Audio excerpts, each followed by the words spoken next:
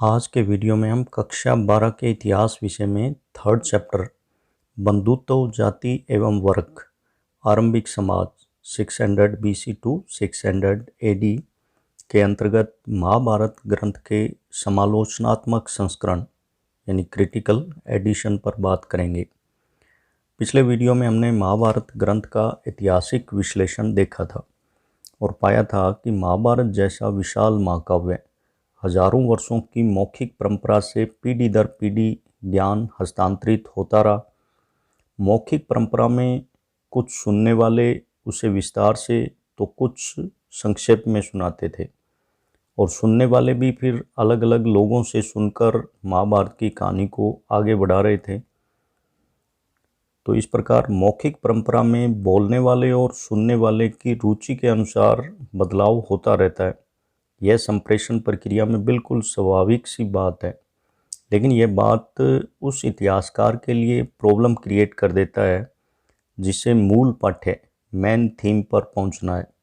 तो आज के वीडियो में हम ऐसे प्रयास या कोशिश की बात करेंगे जिसका उद्देश्य महाभारत ग्रंथ के मूल पाठ तक पहुंचना था, यानी महाभारत के आधुनिक संस्करण समालोचनात्मक महाभारत क्रिटिकल एडिशन की बात करेंगे।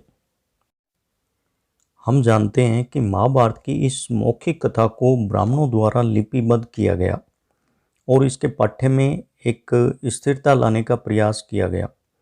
विद्वानों का मानना है कि यह काम संभवतः गुप्त काल में पूरा हुआ होगा, अर्थात लगभग 4वीं या 5वीं शताब्दी ईस्वी में इसका वर्तमान स्वरूप लिपिबद्ध होकर तैयार हुआ होगा।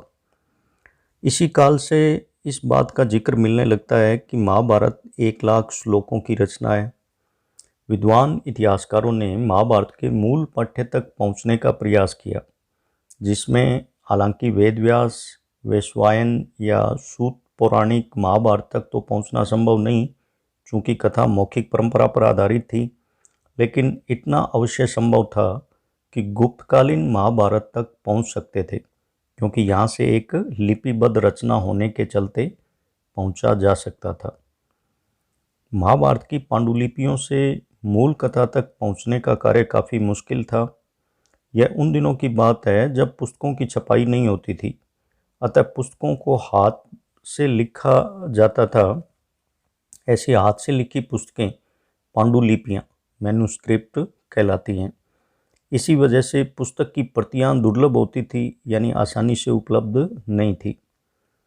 महत्वपूर्ण पुस्तकों की भोजपत्र, ताड़पत्र या कागज़ की प्रतियां कहीं कहीं मंदिरों, मठों या राजाओं के पुस्तकालयों में ही देखने को मिलती थी। ज़्यादातर लोग लिखने की विद्या को जानते ही नहीं थे और विद्वान भी पुस्तकों को कंठस्थ करना पसंद करते थे, क्योंकि पांडुलिपियाँ रखी रखी खराब भी हो जाती थी, दीमक लगने से, चूहों के खा जाने से या नमी के कारण सड़ गल जाती थी, क्योंकि ताड़पत्र या भोजपत्र आदि को लंबे समय तक सहेज कर रखना बड़ा मुश्किल काम था। इन सब के बावजूद अपनी लोकप्रियता के कारण महाभारत की सैकड़ों प्रतियां हस्तलिखित प्रतियां बनी, जो कश्मीर से कन्याकुमारी और गुजरात से असम तक मिलती हैं। यह बात अलग है कि शायद ही किसी एक जगह पूरे महाभारत के सारे श्लोक मिलते हों, कहीं एक पर्व तो कहीं दूसरा। जिन विद्वानों की महाभारत में विशेष दिलचस्पी थी, उन्हें जानने के लिए कई मठों, मंदिरों और राजमहलों से संपर्क करना पड़ता था तथा दूर दूर तक ट्रैवल करना पड़ता था। 18वीं शताब्दी में जब भारत पर अंग्रेज़ों का शासन फैला तो वे भारतीय साहित्य और ग्रंथों में विशेष रुचि लेने लगे। महाभारत का अध्ययन करने वाले अंग्रेज़ विद्वान इस बात से परेशान होने लगे कि तमाम पांडुलिपियों में बहुत अधिक पाठ्य अंतर थे। कोई भी पांडुलिपि किसी दूसरी से मेल नहीं खाती थी। यहाँ तक कि बहुत सी पांडुलिपियों में कुछ प्रसंग थे ही नहीं। ऐसा भी नहीं था कि भारत में किसी ग्रंथ की एक जैसी हस्तलिपियाँ मिलती नहीं थी। वैदिक साहित्य आदि ग्रंथों में इतने पाठ भेद नहीं थे जितने महाभारत के साथ समस्या आती है। यह एक विचित्र स्थिति थी कि विश्व के महान महाकाव्यों में गिने जाने वाले इस ग्रंथ का कोई निर्णायक पाठ यानी फाइनल वर्जन नहीं था। 19वीं शताब्दी में प्रिंटिंग प्रेस से भी भारत में महाभारत छपनी शुरू हो गई थी, लेकिन पाठों में यह भिन्नता जारी रही। अंग्रेजों के खिलाफ राष्ट्रीय आंदोलन के संदर्भ में भारतीयों के लिए यह एक राष्ट्रीय प्रतिष्ठा का प्रश्न भी बन गया कि एक जैसी फाइनल वर्जन महाभारत छापी जाए। इन्हीं सब बातों के चलते सन 1919 में पुणे की भंडारकर ओरिएंटल रिसर्च इंस्टीट्यूट नामक संस्था के विद्वानों ने यह तय किया कि संपूर्ण महाभारत का एक समालोचनात्मक संस्करण क्रिटिकल एडिशन तैयार किया जाए। और इस प्रोजेक्ट का काम की शुरुआत संस्कृत के प्रकांड पंडित R.G. भंडारकर ने की और आगे चलकर 1925 ईस्वी में इस प्रोजेक्ट के प्रधान संपादक बने V.S. सुखथांडकर। V.S. सुखथांडकर की गाइडेंस में ही इस प्रोजेक्ट की रूपरेखा तैयार की गई, लेकिन दुर्भाग्यवश पहले के प्रकाशन के कुछ समय बाद ही इनका निधन हो गया। आमतौर पर महाभारत के समालोचनात्मक संस्करण का मुख्य श्रेय V.S. सुखथांडकर को ही दिया जाता है। महाभारत के समालोचनात्मक संस्करण को तैयार करने का मुख्य उद्देश्य था अलग अलग पांडुलिपियों का मिलान करके अशुद्ध पाठों को हटाकर शुद्ध पाठ तैयार करके लेखक के मूल पाठ को फिर से उजागर करना। लेकिन महाभारत जैसे विशाल ग्रंथ का समालोचनात्मक संस्करण तैयार करना बड़ा कठिन और चुनौतीपूर्ण काम था। 1 लाख श्लोकों के प्रत्येक शब्द के जितने पाठ पांडुलिपियों में उपलब्ध थे उन्हें एक ही पेज पर दर्शाना और फिर यह पहचान करना कि इनमें से सही पाठ कौन सा हो सकता है और कौन सा श्लोक बाद में जोड़ा गया है और इसके आधार पर एक संशोधित पाठ तैयार करना बहुत ही टाइम कंज्यूमिंग और श्रम साध्य प्रक्रिया थी। इस प्रोजेक्ट में सबसे पहला काम तो यह था कि पूरे देश में प्रचलित पांडुलिपियों को इकट्ठा करके उनकी क्रमबद्ध सूची बनाना, यानी कौन सी प्रति कहाँ से प्राप्त हुई है, इस नकल को कब कहाँ और किसने तैयार किया था। फिर इन सब का मिलान करके पता लगाना कि इन पांडुलिपियों की कितनी शाखाएं या वंश हैं और सारी प्रतियों को अपने वंश के अनुसार जमाना। फिर इनमें से पहचानना कि उन वंशों में से कौन सा ज़्यादा वरीयता रखता है, यानी कौन सी प्रति मूल के सबसे निकट है। अगर कोई श्लोक या प्रसंग किसी एक ही प्रति में पाया गया तो उसे प्रमाणिक नहीं माना जाता। जो बातें 2 या अधिक शाखाओं में उपस्थित होती हैं उन्हें अधिक वरीयता दी जाती है। इस तरह हर एक श्लोक और यहाँ तक कि हर एक शब्द का मिलान करते हुए समालोचनात्मक संस्करण तैयार किया गया। महाभारत के समालोचनात्मक संस्करण तैयार करने का काम सन 1919 में शुरू हुआ और पहले पर्व आदि पर्व का प्रकाशन 1933 में पूरा हुआ। इस एक पर्व को तैयार करने के लिए कई लिपियों में लिखी महाभारत की 237 प्रतियों को देखा गया और इनमें से 10 प्रतियों को सबसे अधिक वरीयता दी गई। ये तो हुई एक पर्व की बात। महाभारत में कुल ऐसे 18 पर्व हैं। प्रत्येक पर्व का समालोचनात्मक संस्करण तैयार किया गया और यह काम 1966 में जाकर संपन्न हुआ। जो काम 1919 में शुरू हुआ था वह काम 1966 में जाकर पूर्ण हुआ, यानी 47 साल लगे, 47 ईयर्स, और 13,000 पृष्ठों में फैले 19 ग्रंथ खंडों में इस काम को पूरा किया गया। 22 सितंबर 1966 को इसकी औपचारिक घोषणा तत्कालीन भारतीय राष्ट्रपति डॉक्टर राधाकृष्णन सर्वपल्ली ने एक विशेष समारोह में की। इस पूरी प्रक्रिया में 2 बातें विशेष रूप से उभर कर सामने आई। पहली कि संस्कृत के कई पाठों के अनेक अंशों में समानता थी। यह इस बात से स्पष्ट होता है कि समूचे उपमहाद्वीप में उत्तर में कश्मीर और नेपाल से लेकर दक्षिण में केरल और तमिलनाडु तक सभी पांडुलिपियों में यह समानता देखने में आई, यानी जो कॉमन चीज़ थी वो एक।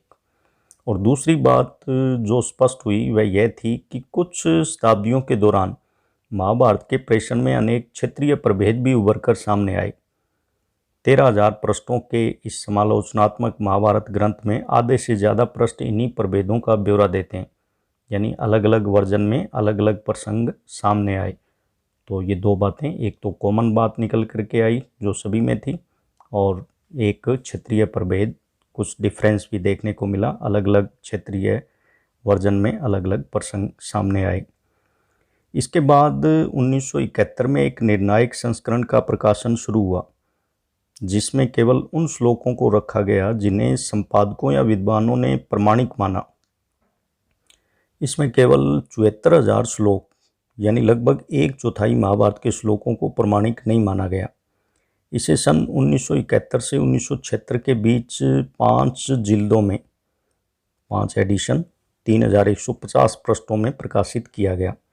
इस प्रकार 1919 से शुरू काम 1976 में जाकर निर्णायक संस्करण text as constituted in the critical edition के रूप में जाकर पूरा हुआ। इस संस्थापित संस्करण के संपादकों ने पाया कि महाभारत से संबंधित कई लोकप्रिय प्रसंग बाद में क्षेत्र विशेष में जोड़े गए थे। उदाहरण के लिए संस्थापित संस्करण में द्रौपदी के चीरहरण का प्रसंग शामिल नहीं है। यह प्रसंग दक्षिण शाखा में ही प्राय पाया जाता है, अन्य शाखाओं में नहीं है। दूत क्रीड़ा और उसमें द्रौपदी के हारने वाला प्रसंग तो है, लेकिन चीरहरण और कृष्ण द्वारा द्रौपदी की लाज रखना संस्थापित संस्करण में नहीं है।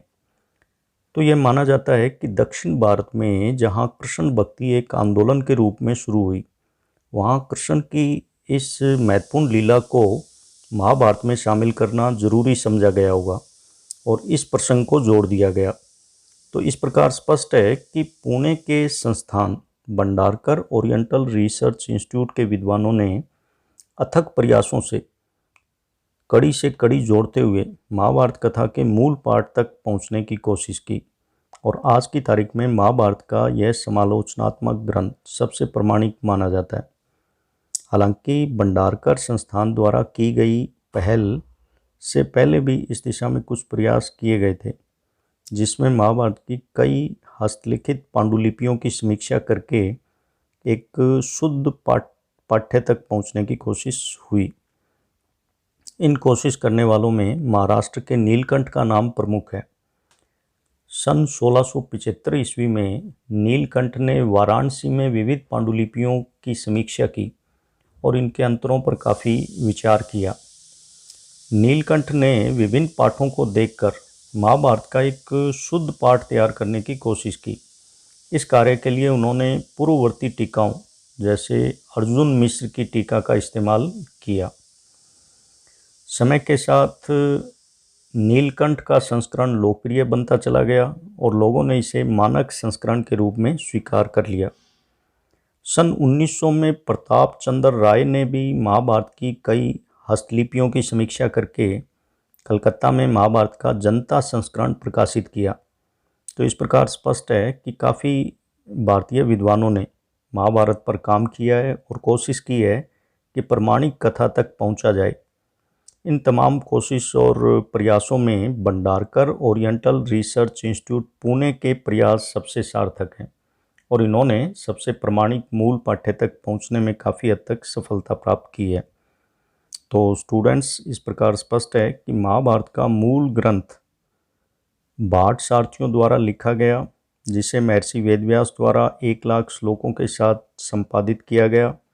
अतः हम महर्षि वेदव्यास को महाभारत का रचयिता मानते हैं, लेकिन इतना विशाल ग्रंथ हजारों वर्षों के सफ़र में समय समय पर परिवर्तित होता रहा, एनरिच होता रहा, तभी तो इसको गतिशील ग्रंथ, डायनेमिक कीपिक माना जाता है।